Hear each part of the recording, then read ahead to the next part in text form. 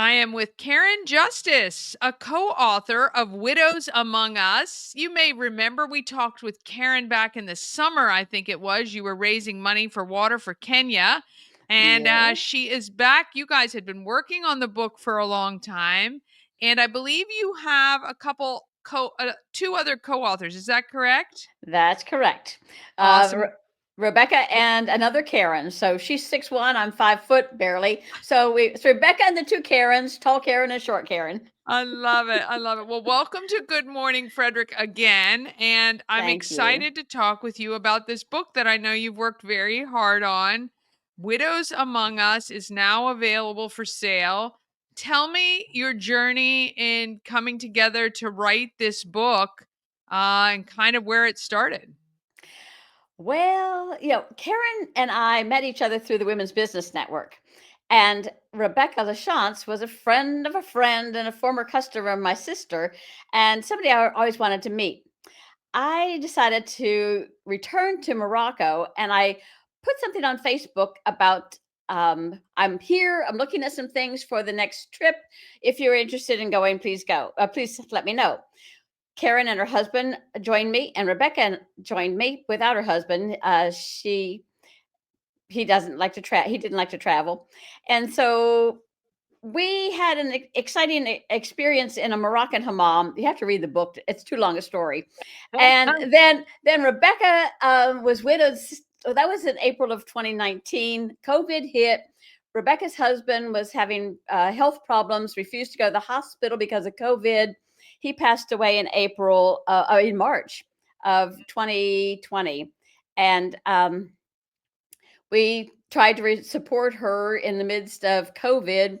Then, as we could, all of us love traveling, so we escaped. We took several trips and commiserated on the kinds of things we were dealing with as widows. And in Sedona, Arizona, in February of 2023, we said, we ought to write a book. And the next day, we were at Staples getting pens and paper. And 23 months later, our book was published. That is pretty incredible, though, that you guys realized how many experiences could help others that you three shared. And that's wonderful. We talk about the fact that we're pulling back a curtain on something that is just living in the shadows. Nobody talks about it. And there is one young woman in her 30s we heard about, we do not know personally, who was widowed at 30 with three children. They did not own their house, they had no insurance policy, they had very little in the bank, and there she was. Her mother had been widowed, never really talked about her challenges. And so this young woman was totally unprepared. People need to know, and it's widowers encounter some of the same things, but not to this same extent as widows. And we just want people to understand it's not a fun subject to talk about, but it's critical. And Sure. yeah, so we still have some funny stories and some sad stories and some, stories of anger and stories of angst and lots of advice. Well, that's life, right? Of course. It Yeah. kind of mix it all in. So, is this kind of a how to plan for the unexpected? Is it more kind of stories and sharing of each person's experience? How does the book laid out? I had to laugh as you started that because at one time part of our subtitle was how to prepare, be, and help a widow. And we when you parse it out, it's like how to be a widow. We didn't want that. So Yeah, anyway, yeah, we don't it, want to plan for that. like I said, there's humor in our stories as well. But the book is compiled in such a way that we tell our three stories to begin with. What who we were before we were widowed, because that's strong influence on how you recover and when, and what we went through and how we recovered and how we've rebuilt our new futures. And then we have a short little section on the key takeaways, lessons learned. The next section is talking about, Rebecca fondly named it Mamas Teach Your Daughters to Be Widows. And it's the how-tos, the ways in which you need to be prepared. And another section we apply to you, the widow among us.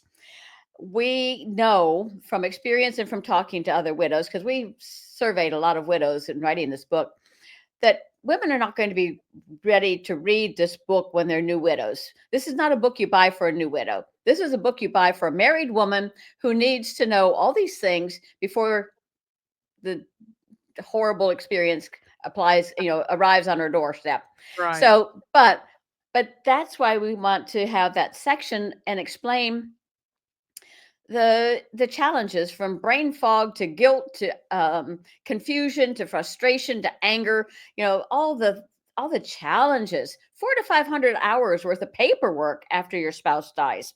And Yeah. then the last section is help for everybody else who knows a widow, because people, unfortunately, oftentimes they say, please call me if you need me, I am here for you. There is no widow that I know or that we've talked to who has the energy to determine what it is she needs, or to pick up the phone and call someone. Yeah. So arrive on the doorstep with stuff.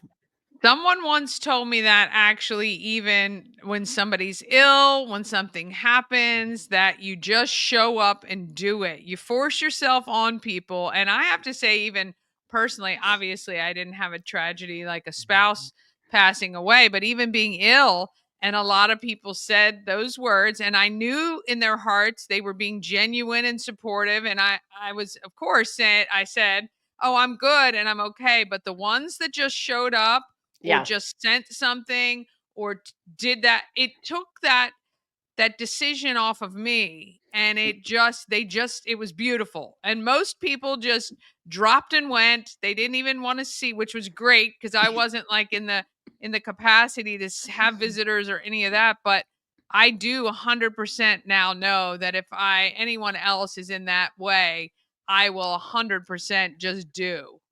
Yeah, and honestly, you're so right in applying it more generally, because that last chapter applies to someone who's having surgery, someone who's had surgery, someone who's, um, a child is ill, or there anything that is a traumatic experience in the household. You're so right in your comments about the fact that this applies to anyone has some sort of traumatic event in the household, whether it be Mm. surgery, surprise surgery like you had. You couldn't even prepare with food in the freezer, but it's any sort of event that takes somebody's attention away and adds stress to their life. Just bringing things, as you said, is such a asset. And Well, it's a honestly, true gift. It it really is a true gift, it because I really don't is. want to say no, thank you, but it's sometimes easier to say no, I'm okay, than to try to coordinate when and what and all what would you like? Like, it just takes all of that away. So Right. 100% I will be doing that from this point forward for anyone. Um so you guys, I know, have been around speaking at a couple groups, is that correct? Yes, we're always available to speak, because again, we feel like we're on a mission, that this is information people really need. Yeah. Yes, it's nice to sell books. We've got money invested in it, but basically, it's a mission to help people avoid some of the things that we went through.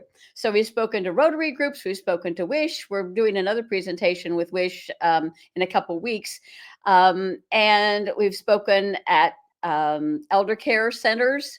We have something scheduled at Homewood later in the year. So there's just any opportunity we have. Yeah. Now, did you guys self-publish your book, or how can people get a copy?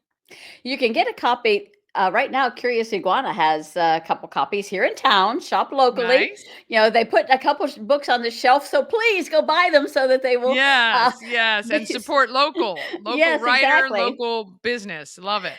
But they're also on a line through Barnes and Noble and through Amazon. Okay. Excellent. Excellent. And What is your you can just go to Yep. our website and buy it through our website. We Okay. offer some gift packaging if you would like to send it to somebody. So you Okay. can do that through our website. Okay. Well, I will make sure we'll put that on screen for everybody. No problem at all. Thank What you. is your one hope to get out of somebody getting your book and reading it? Well, it's beyond a hope. It's two stories that we heard before the book was released from some of our early readers. One woman whose husband was tragically killed when she was 20 is now in her 50s. And she said that reading our book helped her relieve her of the guilt she'd been carrying for 30 years because she moved on. Oh, That's heavy. Another yeah. woman Another woman whose husband was terminally ill was a friend of one of my co-authors, and she read the book because Rebecca asked, and she didn't really want to. But her comment was that our reading our book enabled her to understand that she was going to be able to get through this, that she had the strength, she now had the knowledge of what to be prepared for, and she thinks that everyone who's facing a a known loss of a spouse should be prepared by reading our book. So Yeah. those are the two things, I mean, two of the things we would love to accomplish. Yeah. Help Well, people. you can go get your book now. Definitely don't wait until the tragedy happens. So No. be prepared now. Threewidows.com is the website. You can order online. Of course, you can go snag those copies at Curious Iguana in downtown Yeah. Frederick. Karen, we appreciate all you're doing to heal people after the fact and help people prepare before the fact. Preparation is everything, and knowing kind of what to expect sometimes, even in the worst scenarios, can help as well. We appreciate all you're doing. Thank you very much, Danny. Appreciate the opportunity to share this with other people.